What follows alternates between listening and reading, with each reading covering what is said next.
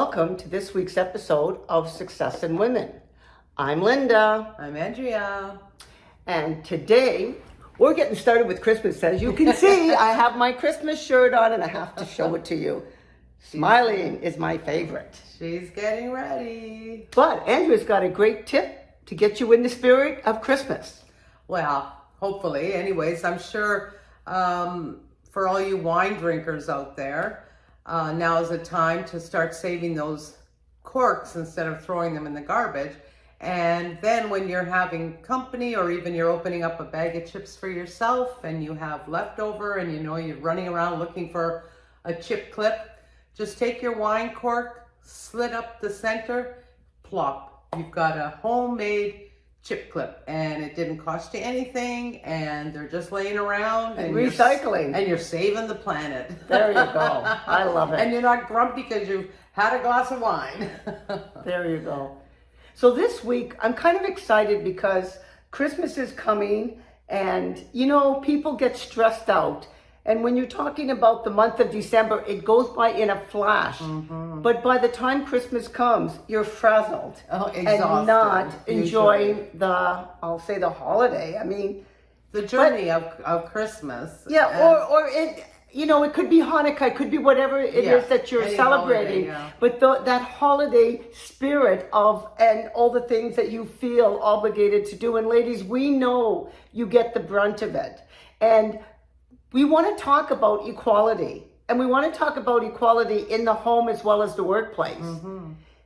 But what does that mean? The shared responsibilities, the equality that you have maybe with your partner. Right. And Andrea and I were talking about this because Andrea made the decision many, many years ago that when she had children, she was going to stay home and be a homemaker. Domestic goddess. Absolutely. I keep forgetting she is the goddess. And I don't know if you've been noticing, but she's been going to Weight Watchers and very successfully losing a lot of weight, very healthily losing the weight. Yes. You look feeling very good too. You look fantastic. Thank you. And it's a program that works. So ladies, definitely. If that's the other thing that, you know, you want to add to your plate of many things, this is something you're doing for you. Yes. And don't be selfish about, don't feel that you're being selfish by taking those steps, because believe you me, I've done all kinds of fad diets and they work in the while you're doing it. But then after, when you go back to your normal living, you just gain it all back. Whereas Weight Watchers teaches you how to eat your food. Yeah. And it works. Yeah. Anyway, so getting back to equality and shared responsibilities, as I was saying, Andrea chose to be a domestic goddess. What that means is that she chose to stay at home, raise the family, but also take on the responsibility of caring and looking after her husband. Thought of it as a job. My job. It was. Because a lot of people think that you're not working when you don't work outside of the home. Trust me, it's more work. Way more work. I used to say, you ladies get an hour for lunch, usually 15-minute breaks in the afternoon and the morning. You get vacation time, whatever. And usually because you've worked, you take a vacation away from your children. Whereas us domestic goddesses, we're home all day. We're thinking about everything that has to be done, and we don't get those hour lunch breaks or whatever. And it's not an 8-hour day either. And it's not an 8-hour day. Right. And like you said, I made that choice that's the job I felt more suited for. And I loved it. But you love it because you're still doing it. I'm still doing it. That's true. And after 47 years of marriage, it's working. But the reason we're talking about this is because with the holidays, and we will continue to talk about this, and we have on previous shows, but, helping you to get organized, helping you to not get so frazzled. But part of that sometimes is when you're starting to feel that you're taking on the brunt. Now, if you're working outside the home, that's different.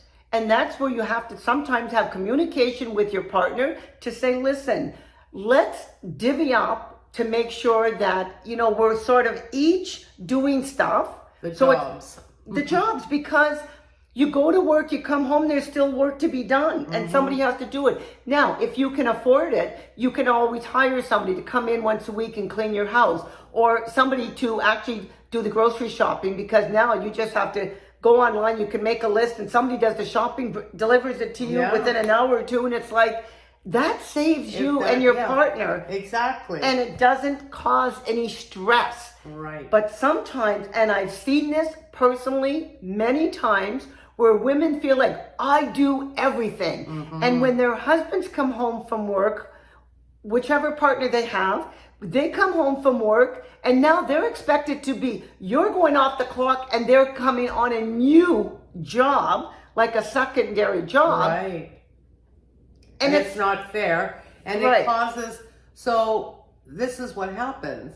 So if you are that way and you feel that you've been at home all day with the kids, okay, the husband will come home and he might want to go play with the kids and give you the break to go cook dinner. And that's right. very acceptable. But yes. you shouldn't say, okay, I'm going to take a bath now. Yeah. You're going to watch the kids and make dinner. Exactly. And then That don't is forget, not you got to right. clean up after. And then there's, clean up after, right?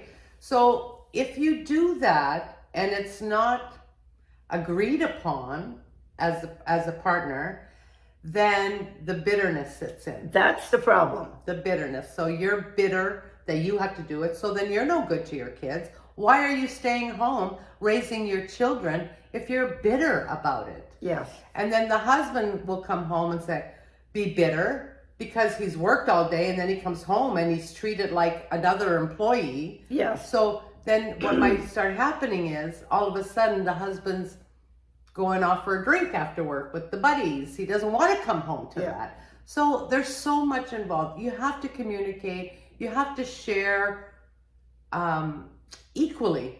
You do. And it doesn't mean equally by I work 8 hours at home and then you come home and work 8 hours at home. No. Yeah. It has to be emotionally equal. Yes. So that you don't feel like you're being used, and your partner doesn't feel that also. Like you find the balance. You do. Because that happy home means that you're not stressed, you're not yelling at your kids all the time, or if you do go to work, now again, that's why communication is so important, to talk to your partner about how to share these responsibilities, because you are both working outside the home. And you have to learn these skills while you're working, because again, you don't want your desk to be the only one that gets dumped on all of this stuff. Right. And then you come home, you're so stressed and because of being overworked that you take it out on the family. Right. So, it's so true. Like, the balance has to be there in all areas of your life. And when it is, you feel balanced. You feel happy. You feel that you're getting out of life what you're giving. absolutely. And the same with the partner. Because I hear so often, and I've done it myself, I'll be so overcome with responsibility, and I won't say, Eddie, could you pick up this or do, I'll try and do it all myself. And then he'll say, what's going on? Why are you so frazzled? And I'll say, well, tell me what you need. Yeah. That's it. It's so easy. Tell me. Communication. You want me to pick? I'll do that. Oh, okay. So, we're our own worst enemies sometimes, because We can be. we feel that we have to do it all ourselves without asking. And a lot of times, if you ask a friend or a coworker or your partner for help, they're more than willing. Absolutely. And they might even have extra time. Well, and the thing do is it. also, they want to help, Yes. because they know that you do a lot, you take on a lot, but you're not nagging them all the time about the equality of what you're Right. doing. Right. As Andrea mentioned, the equality is not 50-50 in responsibilities, but emotionally, what's equal in this partnership Right. to make it work, to make it a happy home, to Right. make it a happy work environment? Yeah, Because both- all of both these areas. skills go both hand in hand. Hand in hand. When a person is running a house, and again, this happens all the time. A lot of people out there will think if the woman is staying at home, or the guy, because I've known men that have stayed home to raise the house. It's a different world. It's a different world, but that's the equality part, which is nice. Yeah. But people think they're not working. Yeah. And I'm like, personally, I would rather go out to work because it's a lot easier for me.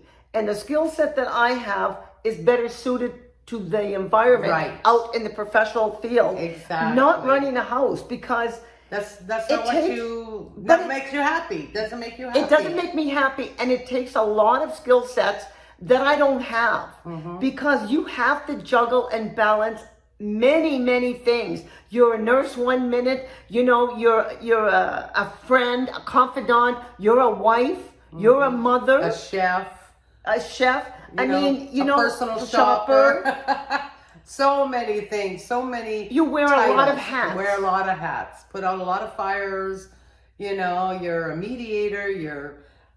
It's because everything. And if you can juggle all that, and be happy, then that's great. Then you can be a domestic goddess. But you're the key. To making that happy home. Right. You're also the key in your work environment, again, by having that communication and talking about, the shared responsibilities and stuff, because I've seen where sometimes at work, Andrea, people have taken on so much responsibility because they can't say no, to the point that they're so stressed that they quit the job. And then when they quit, they've been replaced by 2 people. That happened in my job.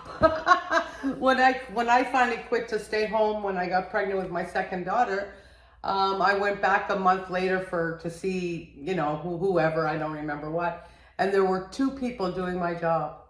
I couldn't, 2 men. 2 men. 2 men. Because you know what?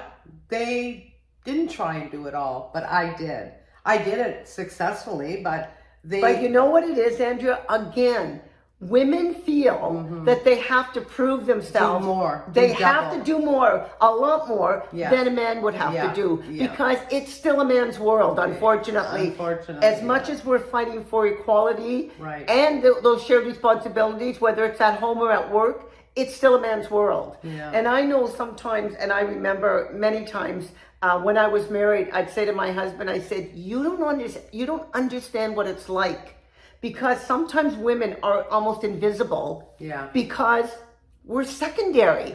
You think you have to go to other countries to feel like you're secondary, but it happens right here in North America. And he couldn't understand. He goes, oh, you're just being too sensitive.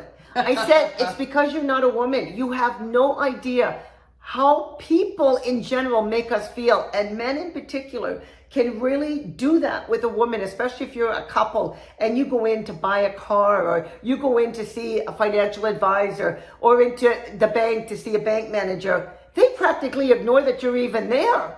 It's like the guy came in by himself. And I remember, because when I was buying a car, my husband came with me, and the salesperson went directly to my husband. He said, I'm not in the market for a car. She is. And he points to me, and I'm like, we're out of here.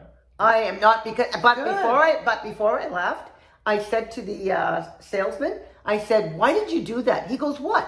I said, why did you go directly to my husband? I was the first one coming in the door because my husband opened the door to let me in. He went directly to my husband to shake his hand, and he was going to engage him in a conversation. I said, you just totally ignored me. And like my husband said, he's not buying the car. I am. What did the man say to you? Oh, no, I wasn't doing that. Oh, no, yeah. he was trying to backpedal. Oh, sure. And I have to tell you, I see this so often, and that was years ago. Another thing that's really funny, it happened to us one night at dinner. So I don't remember what Eddie ordered, but it was unusual for him. I don't think he was feeling like eating much. So I ordered the steak. Oh, yes. I know where this is going. And you know how it is now. The waiter doesn't bring the food that took your order. It's always busboy or something. When they came, they just automatically put that steak in front of my husband. I said, no, that's for me. He goes, oh, I'm sorry. But so there you go. It's just a little thing. but it's still there. Right. They the could have asked. stigmatism of, Yes. you know, women versus Men. men. It's it will true. always be there. It just will. I hope it changes. But I remember that scenario, Andrea. I was watching a movie one time, and that's exactly what happened. The guy had ordered a salad, the woman had ordered a steak, and they automatically gave the steak to the And the same with guy. drinks. Like my girlfriend, when we were on a cruise, she ordered the beer. Yeah. And her husband had ordered some Fruity drink. B52 or something like that. And he went to put the beer right in front of her husband and not her. And she goes, no, the beer's for me. Oh, sorry. Yeah. They just assume. And in this day and age, you should not be doing that. Never assume. You know what it stands for. Never assume. I don't assume on anything anymore. And I remember this was a lesson I learned very early on in my career, because I would get somebody in my office and I had to get a lot of personal information on them. And I remember a number of times I'm actually talking to a single man and asking him some questions. And as I'm going through writing the information, I made an assumption because he was single, he didn't have any children. And he goes, oh, no, I have a child. And I'm like, after that, never made an assumption again that just because any person, whether it's female or male, because they're single, that they don't have children. Right. Because you do not have to be married. And a lot of actually people choose to have children and raise them independently of, you know, having a partner. So what's the difference when you go out or anywhere else? And it's why we women keep fighting for equality, is because we just want to be seen as an equal to another person. Right. And you know, along those lines of women, and some women, I don't know how, what I mean by this, but I'm going to give you an example.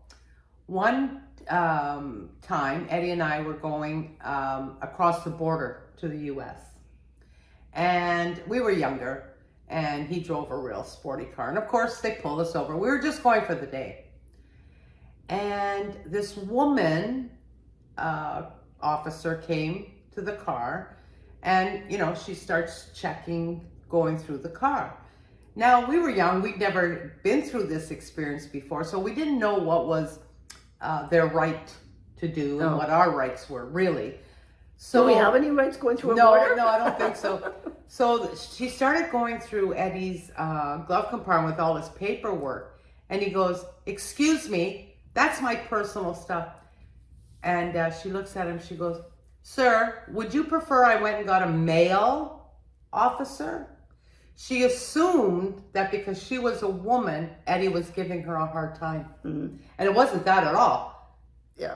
See, she assumed that. You know, instead of just saying, no, I have the right, I can go through your car with a fine-tooth comb if I want, and you can do nothing about it. He said, oh, okay, and then he backed off. But see, this is the other thing, Andrea. This is also where women get their back up. Instead of her explaining the rules, she's making an assumption it's because she's a woman. Exactly.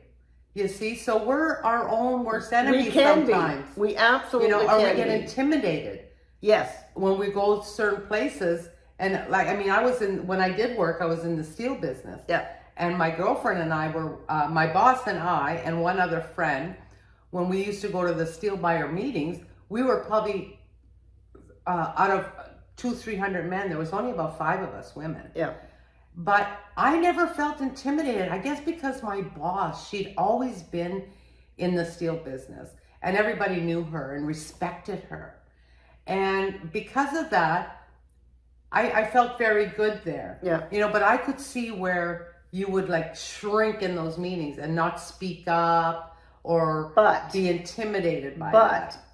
But again, a lot of times it's your upbringing. That's true. You were very independent as a young person. Right. That was who you were. And Andrea, I remember, because we grew up on the same street, was not going to take any bull crap from anybody. Right. My father also taught me to be extremely independent. Yes. And so I work in a male-dominated industry. And over the years, there's a lot more women, but we're probably maybe 30% female Wow. compared to the men. Right. But I've never felt intimidated over a man anyway. I don't care if I was the only woman in the room. And you know what they would call us, eh? Yes. The B words. Yes.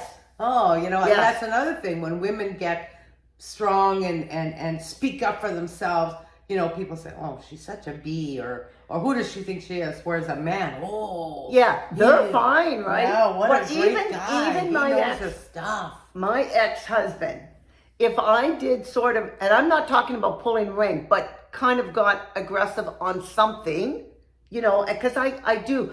I'm a very emotional person, so I get loud. I just, you know, almost like I want to express myself, and I want people to hear because I don't want to be invisible. But he'd just say, Linda, you're such a ball buster.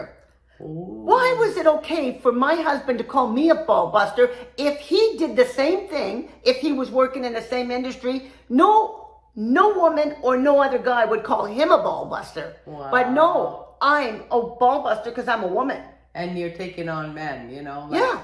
Yeah, it's crazy. Yeah, we really have to start feeling more equal. It starts with us Invisible. too. And visible. Like, and Linda says that all the time, that she Yeah. feels invisible. And I say to her, stop thinking like that. Some people are just, they don't know better. It's not you, it's them. Because I don't feel invisible, because when I want to be heard, I get heard. When I want to be seen, I get seen. And like, even we are at the airport coming here, and there was a man sitting there with a Argonaut helmet on the table next to him. And I said to Eddie, you think he plays for the Argonauts? He goes, oh, I don't know. I said, I'm going to go ask him. He goes, what? I go, I'm going to go ask him. So I went right up to him. I said, hi, do you play for the Argonauts? He goes, yes, I do, ma'am. Ma'am. You didn't tell me that. Yeah. Oh. And I said, oh, I'm sorry you guys lost, but you know, congratulations for playing, and you know, we'll get them next year. And then I said, what number are you? I want to tell my grandson, you know, and he told me. I said, can I get a picture? He goes, sure. You know, so, and nobody was around him. And then after, a few other people got up and, you know, Because you made the first move. I made the first move. I'm not afraid of that. The guy can say, hey, lady, get lost. But he was so happy, I think, that I recognized him and acknowledged him. So why not? And that brings me back to an episode that we've done in the past. If you don't ask, you don't get. Yeah. And that gets back to communication Yeah. with your spouse, with your children, with your colleagues, with your Right. boss. Communicate.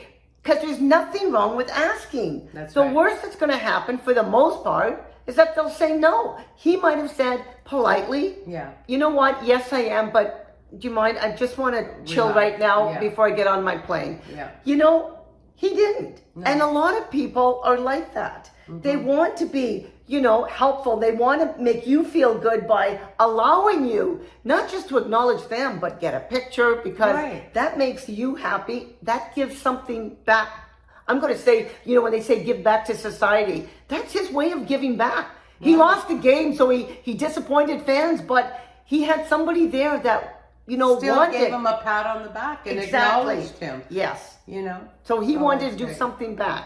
So the whole thing is that in order to have a December that's a lot less stress-free, you Yes. have to start communicating with everybody around you. Yes. Start making your list, because lists will save you a Yes. lot. Where you need to, hire people in to help you. And I'm Sure. telling you, you do all of that, when we come back at the end of the year, we want to know. Yeah. Really, ladies, was it better? And even if we don't personally know, you'll know Yes. that this year was a better year. Right. And next week, I'm going to give you a lot of good ideas to help you with decorating and little gift ideas for teachers and stuff that'll take the stress right off, money-wise and physical wise. I think you'll really enjoy it. So let's make this a relaxed Christmas. For the first time, maybe. Yes. It would be nice. That'd be a really nice goal. So ladies, tune in next week. You're going to get a lot more tips on a stress-free Christmas. Right. And we hope you Like, share, And please subscribe. Don't forget, 2 thumbs up. We'll see you next week. Have a great week, ladies.